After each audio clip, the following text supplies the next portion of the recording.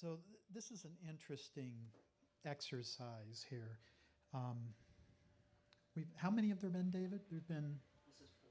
This is the fourth one, and every time David announces a theme, and it's kind of like psychotherapy, because every time I think exactly what I thought this time, which is, oh, I can't do that one. I don't have anything, and then the mind starts working, and I remember parts of my life that I'd forgotten or somehow hadn't really thought about in the same way. I thought I had nothing to say about music. I mean, I like music. I've always liked music, but a story, something that happened having to do with music, no. I didn't. And then I remembered the guitar. I went to a private fundamentalist high school downtown LA, and it was a pretty large school. And it was big enough that it had all of the various social strata of a public school. There were the greasers and the surfers. There were the academics and the socias. There was the big one was the continuum between the cool kids and the nerds. And I was a classic nerd. I was down here. And I say classic intentionally because if you go on Facebook these days, you'll see people bragging about being nerds, right? You'll see people who identify as nerds, and it's part of their self-image, and it's a good thing. There was none of that. There was none of that. You were either ridiculed or persecuted or ignored if you were a nerd in those days, and you were not proud of it. I was not proud of it. And here's how nerdy I was. I was a member of the math club. And the math club consisted of 3 people, 3 kids, if you didn't count the teacher, the math teacher. And three of us and 2 offices. There was a president and a vice president, and that was it. I ran for vice president of the math club.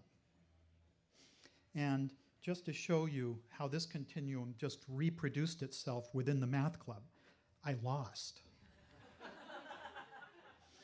Which was disappointing because I'd voted for myself. So that meant,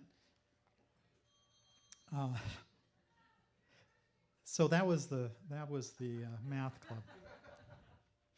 The guitar. So a couple years before, probably year, maybe 2, my mother, for some reason, took me into a pawn shop. I have no idea why my mother was going into a pawn shop. She wasn't pawning anything, but it's the only time in my life I've ever been in a pawn shop. But on the wall of this pawn shop hung this scratched up, old, and in my eyes, unbelievably beautiful guitar. And it wasn't expensive. I convinced my mother that I needed it. And she bought it for me. So the next day I went out to get an instruction book on how to play the guitar. And I came home with the Folk Singer's Guide to Guitars. Now, this is very early 60s. There had been a wave of folk singing in the 50s. There was another one to come in 2 or 3 years, maybe 4. But at the moment I made this decision to go into folk music, I was doing the musical equivalent of joining the math club. Folk music was not in. The kids I hung around with or knew were um, doing the locomotion. They were singing Big Girls Don't Cry, or no, and I was doing Hang Down Your Head, Tom Dooley, and sitting for hours trying to learn a Travis pick. I only knew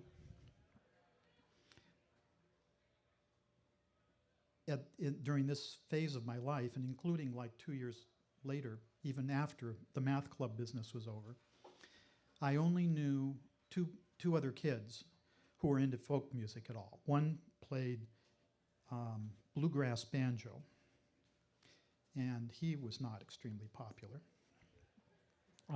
And the other was my nerdy friend who went to the same high school and also went to the same fundamentalist church that I was in. We were both part of the senior high youth group in that church, and there were exactly 4 of us in the senior high youth group, which was one more than was in the math club. So that was an improvement, I guess. And there, even better, there were 4 offices in that senior high. There was president, vice president, secretary, and treasurer. So we just took turns and rotated the offices, which meant no elections, which would have been bad because if I totally lost one of those, I'd have really been upset.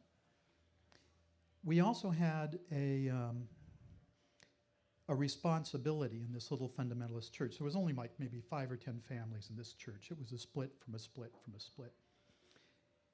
And they didn't even have a pastor yet. So Sunday night services were timed to be filled. And one of the ways we filled them was that the youth group had to perform.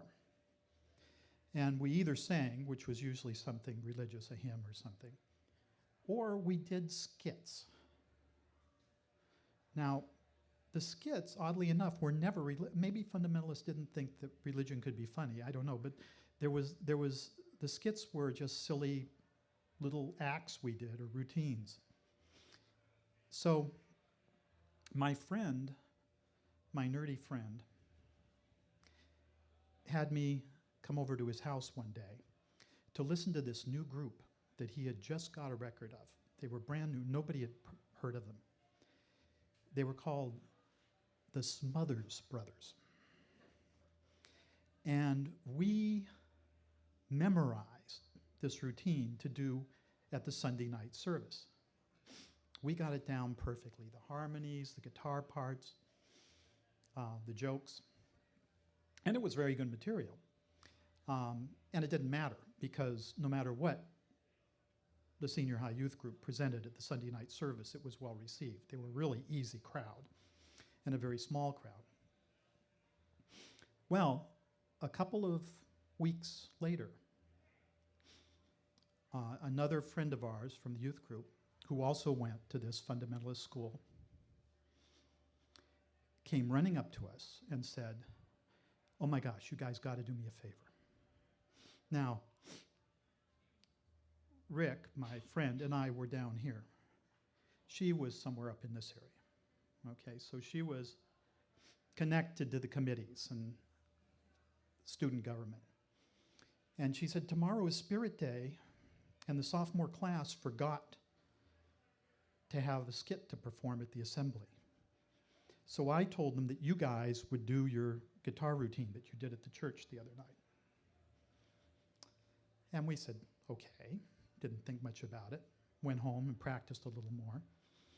The next day, when it came time to step on that stage, it kind of hit us suddenly that instead of, 20 or 30 people who knew us all and were going to love us no matter what we did, we were in front of this entire student body of hundreds and hundreds of peers, and we were nerds.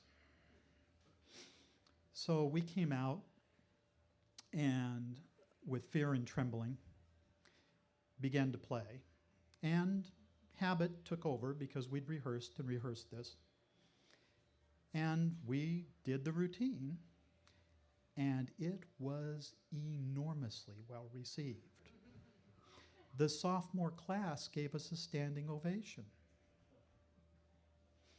Now, this is what I meant when I said, I hadn't realized that this was the turning point in my high school experience until David said, do something on music. But it was.